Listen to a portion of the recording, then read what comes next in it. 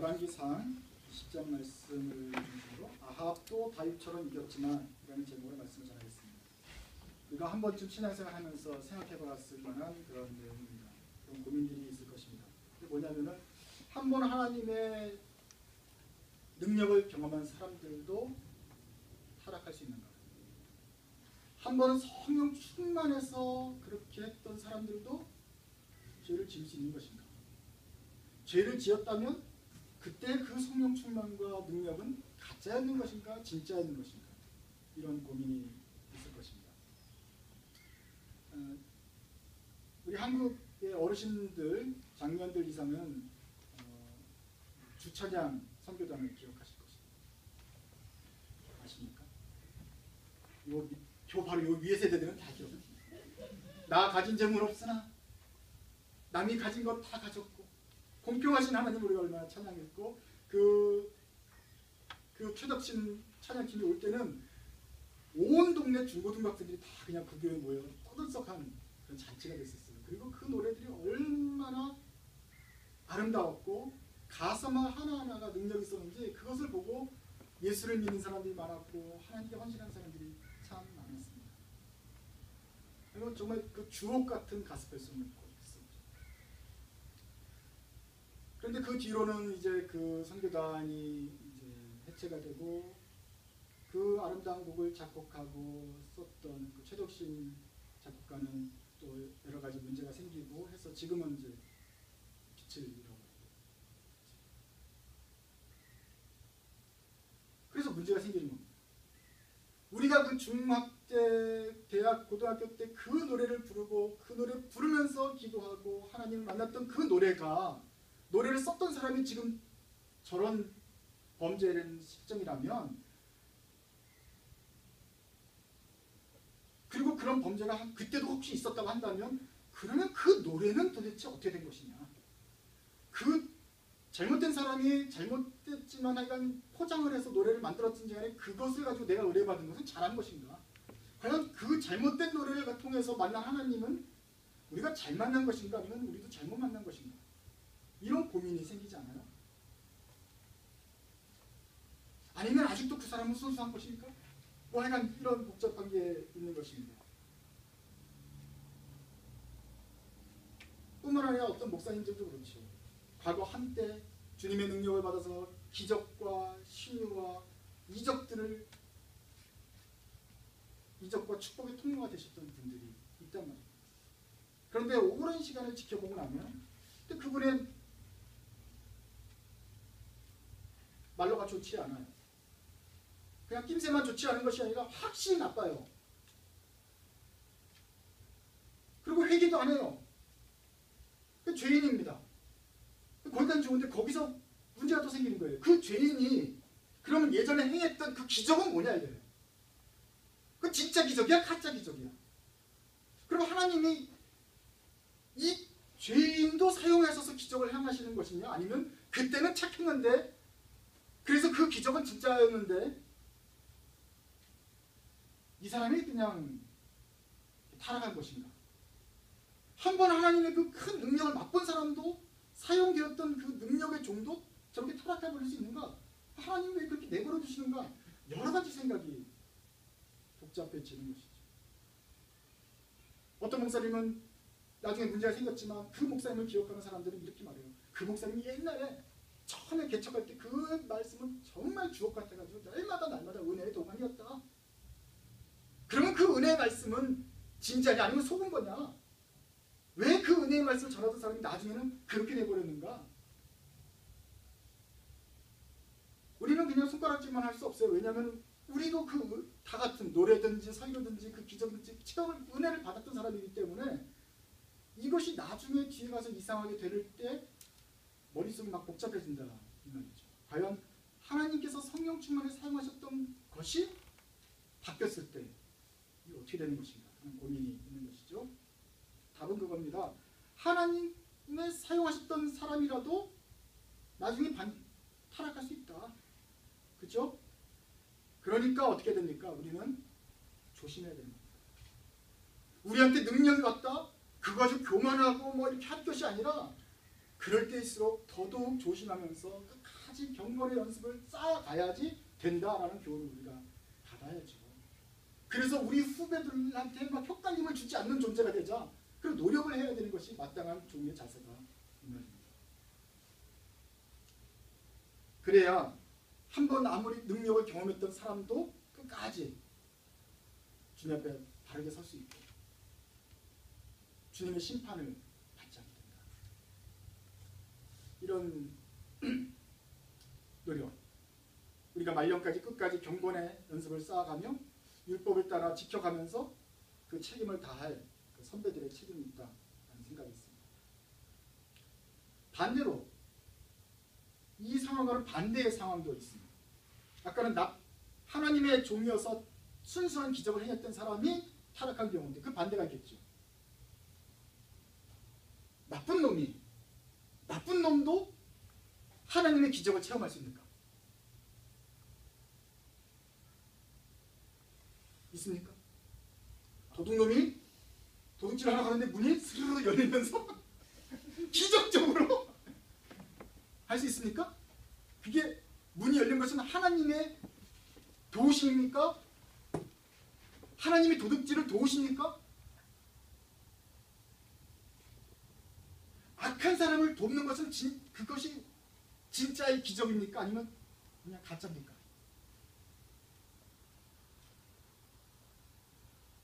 완전한 나쁜 놈인데 나쁜 놈도 하나님의 순수한 기적을 체험할 수 있느냐? 이적을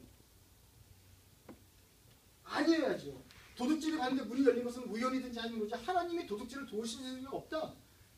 하나님이 나쁜 사람의 나쁜 행동을 사기를 더 잘 치려고 길을 열어주시는 분이 아닌 것을 우리가 아는데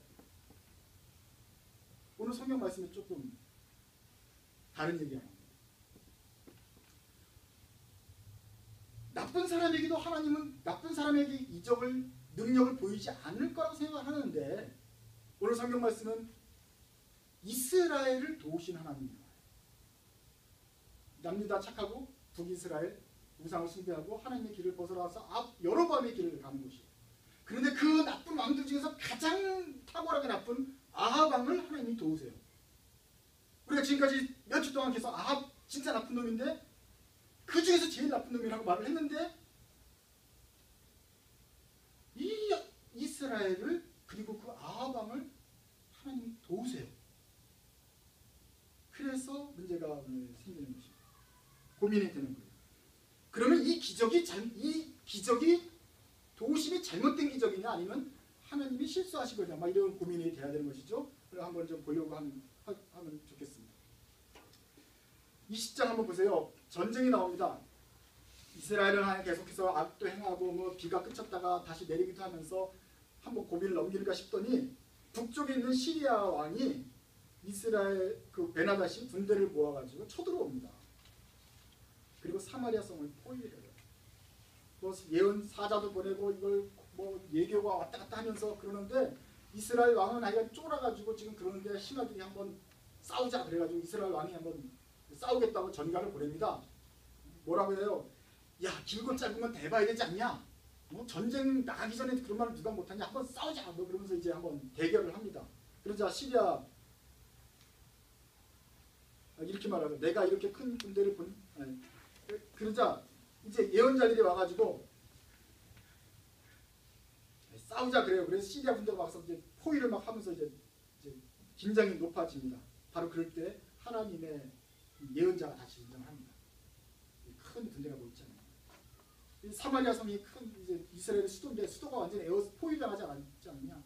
그렇지만 저 군대를 내 손에 넘겨줄 것이다. 하면서 그 나쁘다는 이스라엘 왕 아합 왕에게 승리의 메시지를 전합니다. 하나님이 너를 이기게 하실 것이다. 그럼 아합이 물어요. 간만에 하나님께 묻습니다. 누가 먼저 갈까요? 그래서 하나님이 중앙군대의 장관들을 보내라 하지 않고 중앙군대 말고 저쪽 지방장관의 젊은 병사들 특공대 230몇 명이니까 232명 얘네들을 앞장서어 보내야 돼요. 그랬더니 걔네들 앞장서고 뒤를 따르는 7,000명이 같이 가는 식으로 작전을 짜줍니다. 전쟁 지휘관은 누가 할 거예요? 그럼 네가 왕이니까 네가 해라. 뭐 이렇게 해가지고 작전을 짠 다음에 232명이 공격을 합니다. 근데 마침 이 시리아 군대들은 뭐 이제 술도 먹고 뭐 워낙 군대가 많으니까 10만 명이 육박하니까 이제 편안하게 놀고 있는 상황에서 특공대를 앞세우고 기습을 해가지고 어쩌나 이겼어요. 그래서 다 도망가 버렸어요. 1차 침입입니다.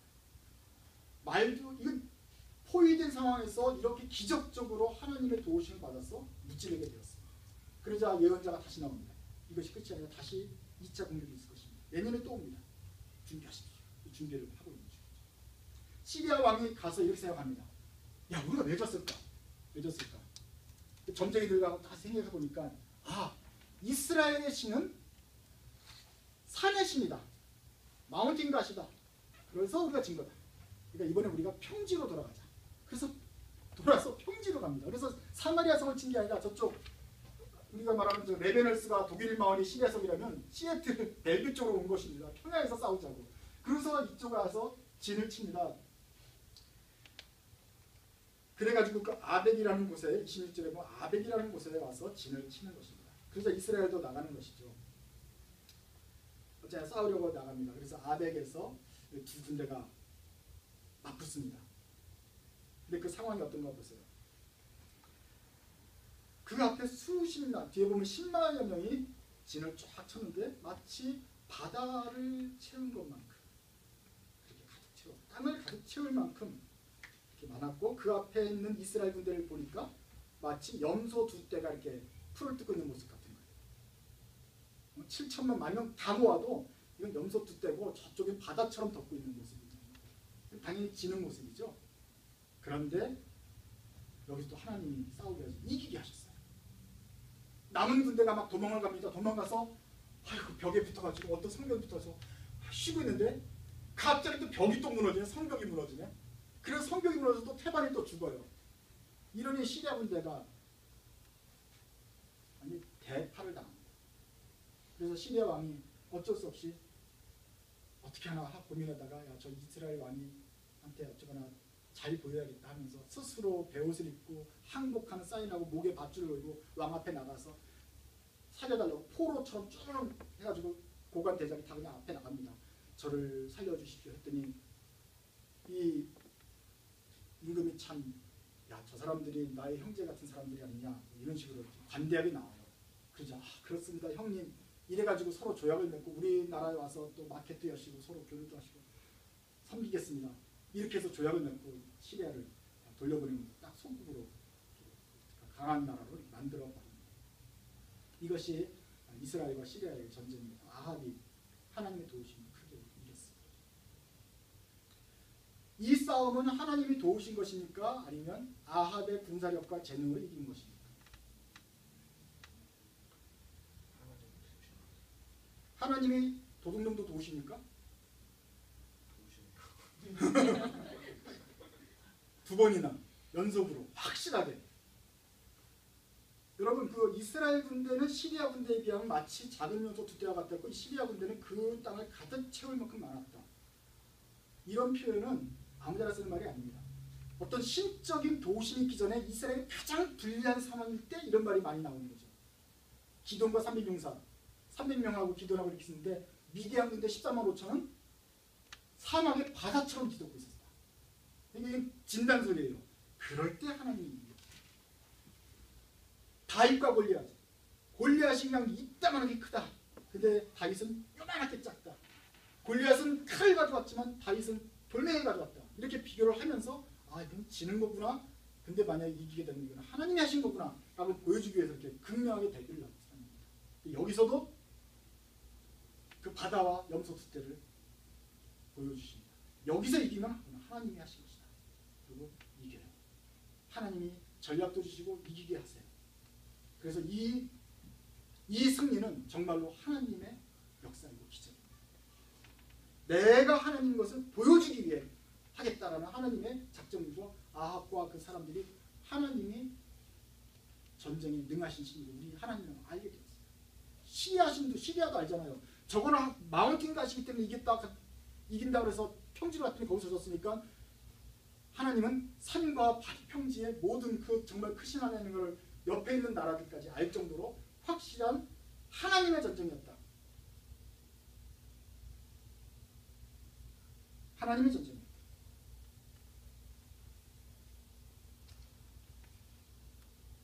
근데 이제 문제는 그건 알겠는데 이 아합이 나쁜 놈인데 어떻게 이런 도심이 있을 수 있는가? 어떻게 하나님이 이런 큰 기적을 그 사람에게 보여주는가? 하나님의 입장이 이것입니다. 이스라엘은 계속해서 하나님의 관심 안에 있어요. 이스라엘 뿐입니까? 말을 잘 듣는 유다뿐만 아니라 패역한 이스라엘도 하나님의 관심이고 저 밖에 있는 열방들까지도 하나님이 계속해서 사랑하고 계신 거 아니에요? 그래서 그 중에 이스라엘도 저렇게 악행에도 비도 내리시고 그치시기도 하고 선지자를 보내시면서까지 계속해서 돌이킬 기회를 주시고 계시는 거예요. 자, 그런데 이렇게 착각하면 안 됩니다. 내가 하나님의 능력을 보았다. 그러니까 나는 하나님의 인정을 받았다. 이렇게 착각하면 안 됩니다. 내가 이렇게 했는데 하나님이 도우셨다. 그래서 대박을 쳤네. 하나님 나를 인정하시는 거야. 너 이거 비난하지 마. 이건 하나님께서 행하시는 길이야. 내가 성공했잖아. 결과를 보면 너희들 알지 않냐? 이렇게 말하면 안 된다는 것입니다. 뭐로 가도 서울만 된다. 어떻게든지 가서 권력을 잡고 성공하고 뭘 하게 되고 사람들 많이 모이고 뭔가 권력이 생기고 힘이 생기면 사람들은 이렇게 생각해요. 아, 주님이 도우셨지 않을까? 주님이 인정하시네. 야, 손가락질하지 마. 주님의 역사인데 네가 주님의 역사를 막으면 안 되지. 보통 누가 이렇게 말하거든요. 그 성공한 녹을 보고서. 하지만 하나님이 임하시고 도우시고 기적을 보여준 것은 그가 착하기 때문에만 보여준 게 아니라는 거예요. 회개시키려고 계속해서 보여줄 수도 있다. 아합을 도우신 것처럼. 그러니까 나 잘됐기 때문에 내가 지금 뭐 어디 뭐 죄악을 잘 갖고 성공이기 때문에 내가 하는 건 지금까지 다 좋은 거다 라고 이렇게 합리화시켜주면 안 된다는 것입니다. 이게 지금 회개하라는 경고일 수 있다는 걸 아셔야 됩니다. 하나님이 성공했느냐 실패했느냐 그 결과를 보고 판단하십니까? 심판하십니까? 아니에요. 사람의 그 행위를 보고 하나님이 심판하시는 분이에요. 그러니까 전쟁에서 이겼느냐 졌느냐가 아니라 지금까지 행한 소위를 보면 아합은 심판받아 마땅하죠. 그런데 하나님이 그를 기회를 또 주시려고 그 이스라엘 백성에게 다시 한번 돌이키고 내가 너희들의 하나님이라는 걸 알려주기 위해서 기적을 보여주신 거다. 이것을 착각해가지고 우리는 정말 잘하고 있어라고 착각하면 안 된다. 그리고 옆에 있는 사람들도 그것을 그 성공을 보면서 아, 저분은 하나님이 잘하고 돌보시니까 저렇게 나쁜 짓을 하는 것도 주님이 좋아하시네. 우리가 이렇게 그 사람을 구워하면 안 되겠습니다. 주님의 원칙, 그 사람의 행위대로 갚으신다. 그런데 악행한 자랄지라도 기적을 보여주신 것은 그 사람을 좀 돌이키기 위해서.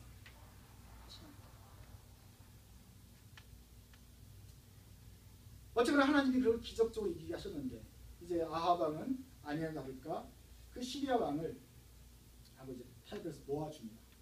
뒤에를 보시면요, 하나님의 원래 계획은 시리아 왕을 바꾸려고 생각하고 있어요. 그래서 벌써 계획을 하고 있었는데 아합 왕이 그냥 시리아 왕을 놓아줘요. 그래서 혼나게 됩니다. 그리고 이제 그 사람하고 이제 뭐 정치적 타협을 하게 되는데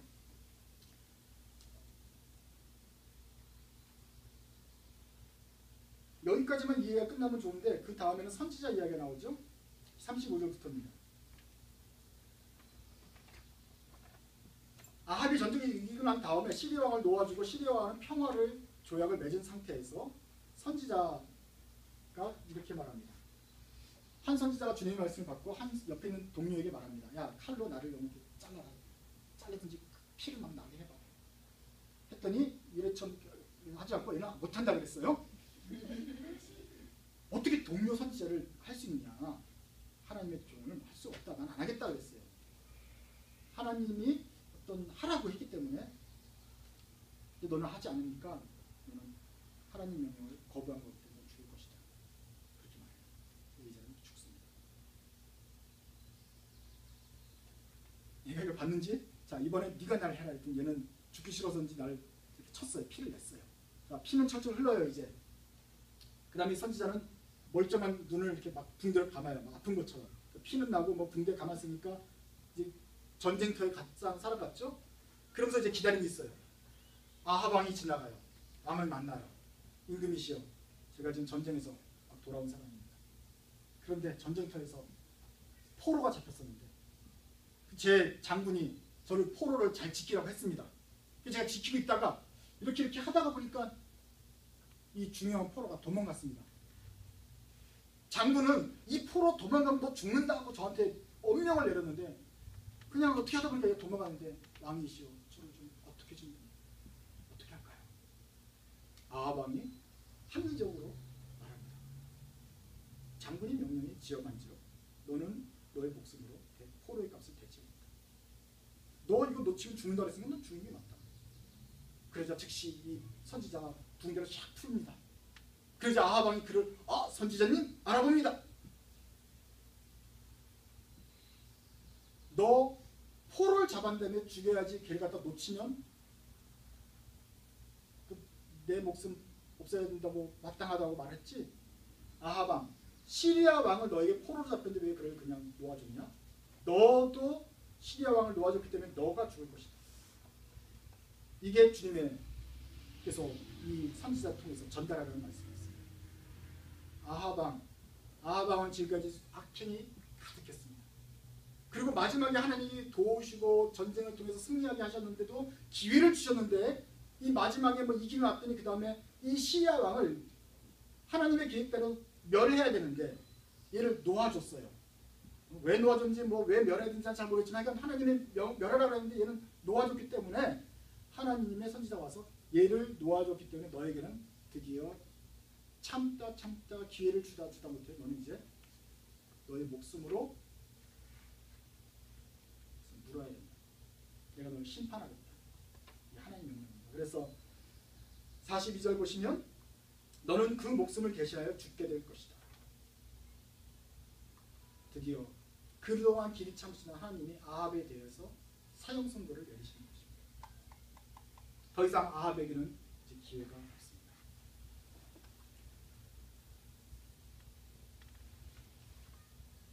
전쟁이 이긴 것이 좋은데 갑자기 뚱딴지 같은 선지자 얘기가 왜 나오느냐?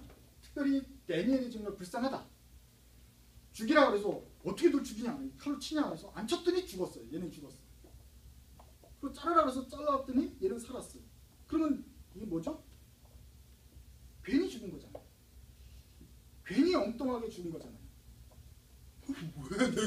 왜 내가 갑자기 나한테 와서 안 잘랐더니 죽고 억울하게 죽은 거죠. 선지자는. 이런 선지자가 낯설지 않죠? 13장에서 이런 선지자가 있었어요. 그때는 아합 왕의 아버지 할아버지 그 위에 있는 여로보암, 그 맨 처음에 여로보암이에요.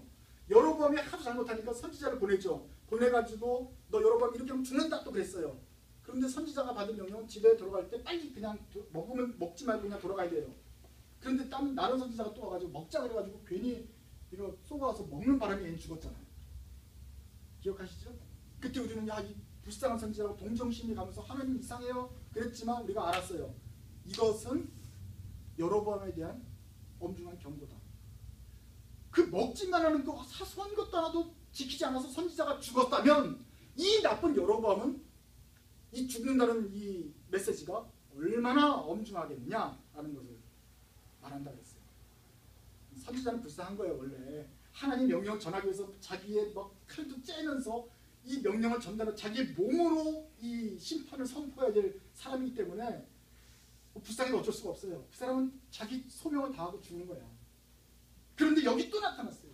이 아합 왕에게 하나님이 죽음을 선포할 때 이 선지자들을 사용하십니다. 얘가 동료 선지자를 칼로 자르려고 그랬는데도 안 잘랐어요. 그 애매한 것 가지고도 하나님 명령을 어겼다고 선지자마저 죽었다고 한다면 이 나쁜 아합은 어떻게 됩니까? 어기고 범죄한 아합, 여로보암의 길보다 더 탁월하게 조상들보다 어긋나간 이 아합 왕에게 대한 사형 선고는 얼마나 엄중하겠느냐? 아합은 반드시 죽습니다. 하나님이 아끼시는 종까지 선지자들까지 사용해서 죽이시면서까지도 보여주셨으니 얘는 죽어 마땅하다. 얘한테 지금 전에 내려진 사형 선고는 이제 돌이킬 기회가 거의 없어진 거죠. 그래서 오늘 열왕기상 20장은 사실 그렇게 아합의 승전 이야기가 나온 것이 아니죠. 하나님께서 그렇게까지 명백하게 아합을 도우셨음에도 불구하고 아합이 회개하지 않아서 결국 심판의 길을 자초하게 되었다. 근데 그냥 심판이 아니라 엄한 심판이다. 확실합니다.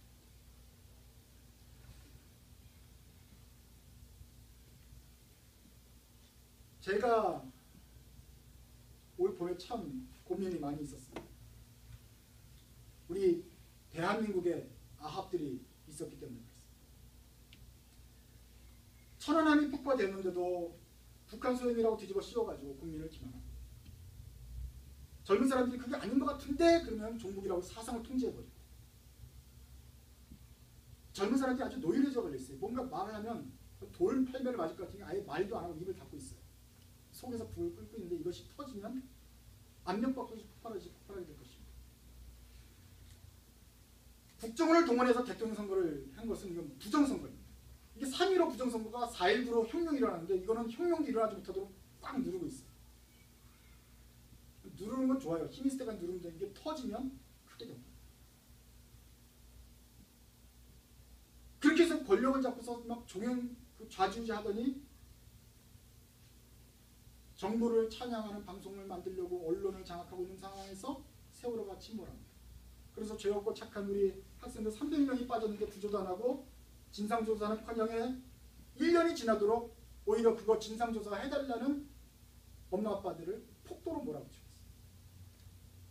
백목항부터 서울까지 뭐 3보1배 해가면서 그 먼 길을 와서 엎드리면서 조아리면서 기도하면서 살려달라고 진상을 조사해달라고 에어컨 복구를 하는데도 눈 하나 깜짝하지 않아요. 1년이 지났는데 이런 대형 사고가 밝혀지지 못할 이유가 무엇이며 안 할 이유가 무엇입니까? 중국은 5일 만에 배를 건졌다는 거예요.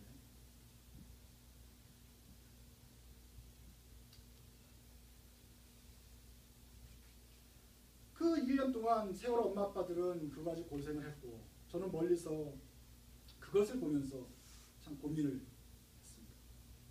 참 가슴이 아프도록 고민하는 이유가 제목은 뭐였냐면 하나님께서 왜 저런 악한 아합 같은 사람들을 벌하지 않고 내버려 두시는가? 하나님이 언제까지 침묵하실 것인가? 물었습니다. 기다렸습니다. 참 옆에서 지켜보고 기다리면 참 쉽지 않아요. 그러니 한국에 있는 엄마들은 얼마나 정말 당사자는 더 힘들겠습니까만은 쉽지 않아요. 그런 기도는 우리 모두의 슬픈 기도입니다. 그러나 물어요. 중요한 기도이기 때문에 묻고 또 묻습니다. 하나님께서 저런 악인들을 벌하지 않고 얼마나 오래 참으실 것입니까? 왜 하나님은 참으십니까? 어떻게 하실 겁니까? 그런 기도를 하면서 하나님께 기도하는 동안에 보통 이제 하나님이 말씀으로 응답해 주시고 주님의 뜻을 보여주시는데 한 1년 만이죠. 올 봄에 이런 생각이 문득 들었어요. 하나님이 심판하실 것이다. 악인을 심판하는 거고 그건 알죠. 악인을 심판하고 선인은 결과적으로 잘 되고 언제든지 다 어떻게 잘 될 거라는 건 알겠지만 알고 있었지만 그 알고 있는 것하고 이게 마음속에 들리는 하나님 음성 들리는 게 틀리죠. 하나님 음성을 들리게 된다면 우리 마음속에 삽시간에 평안이 찾아요. 그리고 하나님 말씀이 믿어집니다.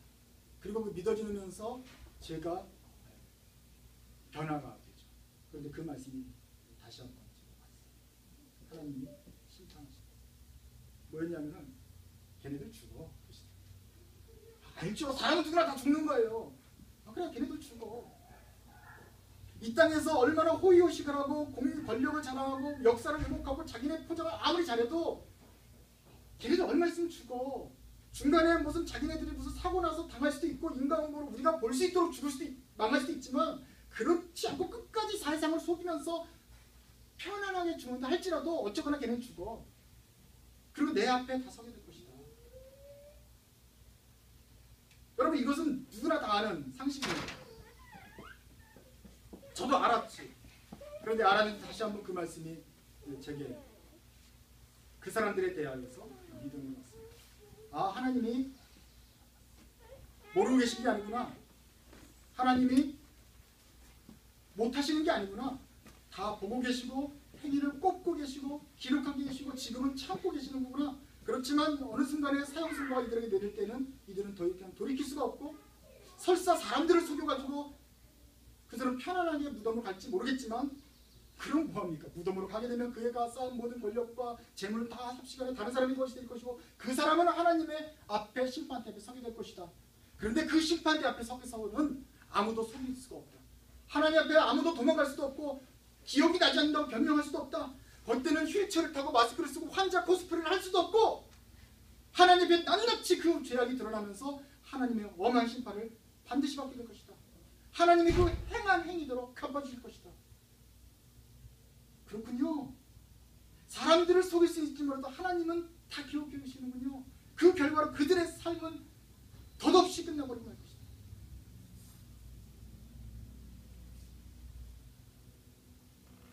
알고 있었는데 하나님이 다시 한번 강한 확신을 가지고 제게 말씀해 주셨고 그 말씀을 듣는 순간 제 마음에 큰 위로가 되었습니다.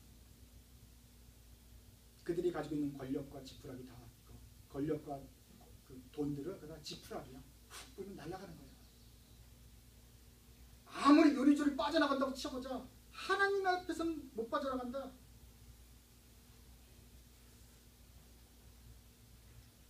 걱정하지 마라. 내가 다 보고 있다. 갚아준다. 뭐 저한테 이렇게 위로만 주셨는데 사실은 정말 그 당사자에게도 하나님께 말씀하셔서 위로를 주시면 참 좋겠습니다. 그 다음부터는 제가 그 사람들을 조금 미워하는 마음이 좀 덜해졌습니다. 오히려 불쌍하게 여기기 시작했어요. 만약에 그 사람들이 자기네 앞에 놓여있는 자기네의 미래를 조금이라도 알게 된다면 하나님이 꼽고 계시다. 지금 하나님이 꼽고 계시다는 것을 그 사람이 조금이라도 안다면 지금 제정신으로 서 있지 못할 것이다. 아직 하늘이 노래주고 주저앉을 정도의 그 자신의 미래를 알게 된다면 제정신을 잊지 못할 것인데 참 불쌍하다. 그들 앞에 놓인 심판이 얼마나 무서운가.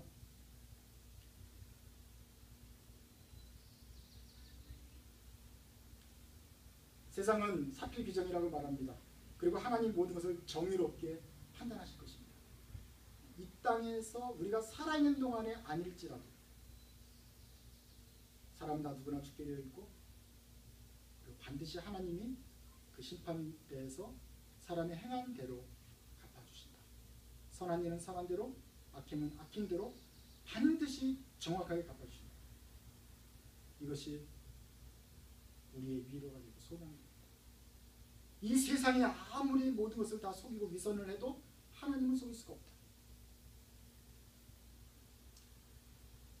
이것이 우리가 가질 유일한 희망입니다. 아마 세월호 사건 이런 것들은 5년이 지나도 밝혀지지 않을 가능성이 많고 13년이 지나도 밝혀지지 않을 가능성이 많고 어쩌면 아주 오랫동안 이것이 묻혀질 가능성이 많아서 가능성도 있다 이 말입니다.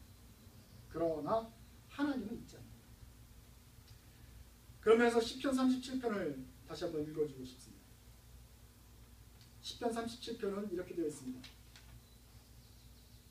행악자를 인하여 불평하지 말며 불의를 행하는 자를 부러워하지 말지어다. 저희는 풀처럼 속히 배임을 볼 것이며 푸른 채소같이 쇠잔하게 말릴 것이다. 여호와를 의하여 선을 행하라. 땅에 거하여 그의 성실로 식물을 삼아라. 이것이 주님의 말씀입니다. 행악자들은 돈 좀 벌고 권세를 부리고 떵떵거리면 잘 사는데 그거 부러워하지 마라. 걔네들은 곧 추수당한다. 곧 말라버릴 것이다. 여호와를 행하여 하는 사람 땅에 거하여 성실하게 버텨내라. 이것이 의미입니다. 그러면 여호와를 기뻐하는 자를 그 마음의 소원을 이루어 주실 것이다. 대저 행악하는 자는 끊어질 것이나 여호와를 기대하는 자는 땅을 차지하리로다. 행악하는 자가 땅을 차지하고 여호와를 기대하는 자가 땅을 빼앗기고 있지만 하나님은 행악한 자를 끊으실 것이고 여호와를 기대하는 자에게 땅을 주신다고 말씀하셨습니다. 잠시 후에 악인이 없어지리니 내가 그곳을 자세히 살필지라도 없으리로다. 오직 온유한 자는 땅을 차지하며 풍부한 화평으로 즐기리로다. 악인이 의인 치기를 꾀하고 향하여 그 일을 가는도다. 그렇지만 주께서 저를 비웃는다. 그날이 이름을 보시리로다. 여호와께서 완전한 자의 나를 아시니 저의 기업은 영원하리로다. 저희는 환난 때에 부끄럽지 아니하며 기근의 날도 풍족할 것이다. 그러나 악인은 멸망하고 여호와의 원수는 어린 양의 기름같이 타서 연기되어 없어질 것이다. 의인은 영원할 것이고 악인은 사라질 것이다. 내가 악인의 큰 세력을 본즉 그 본토에 선 푸른 나무의 무성함 같으나 사람이 지날 때 저가 없어졌으니 내가 찾아도 발견하지 못하리이다. 지금 그 악한 아합의 세력은 푸른 나무의 무성함처럼 그 건재함을 자랑하지만 하나님 심판 때는 찾아도 찾을 수가 없게 되어 버릴 것이다. 범죄자들은 함께 멸망하리니 악인의 결국은 끊어질 것이나 의인의 구원은 여호와께 있으니 그는 환난 때에 저의 산성이시로다.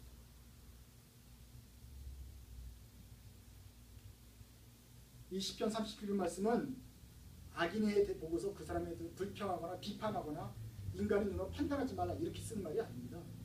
오히려 하나님이 그놈들을 판단하시고 반드시 심판하시고 찾아도 찾지 못할 정도로 아주 쓸어버리시겠다는 영원한 심판의 언약입니다.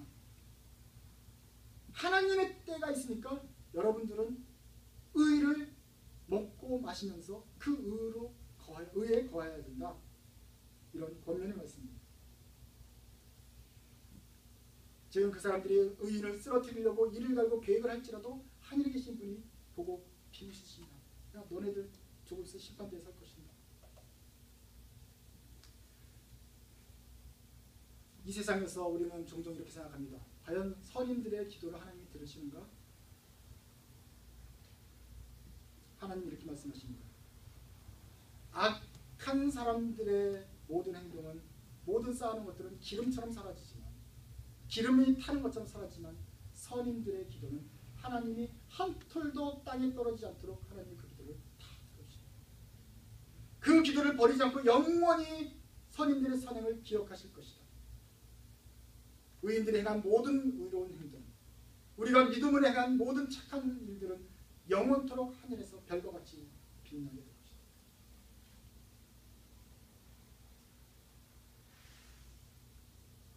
아합도 다윗처럼 싸웠습니다. 하나님이 그를 다윗처럼 이기게 하셨습니다. 그것은 아합처럼 악행을 해도 좋다는 소리가 아니고 아합마저도 하나님 얼마나 사랑하시기를 보여주시는 것이었습니다. 이때 아합은 회개했어야 됩니다. 우리는 아합이 이기는 것을 보고서 부러워하면 안 됩니다.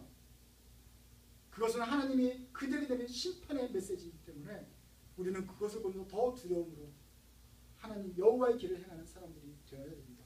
그리고 이 좁은 길, 외롭고 악인들에게 둘러싸여 있는 길을 갈지라도 우리가 보고 들은 대로, 배우심을 받은 대로, 가르침을 받은 대로 그 선한 길에 행하면 우리의 선행을 낱낱이 기억하시는 하나님이 그것이 하나도 사라지지 않고 끝까지 살아남아서 영원토록 하늘의 별과 같이 빛나는 업적으로 삼아주실 것이다.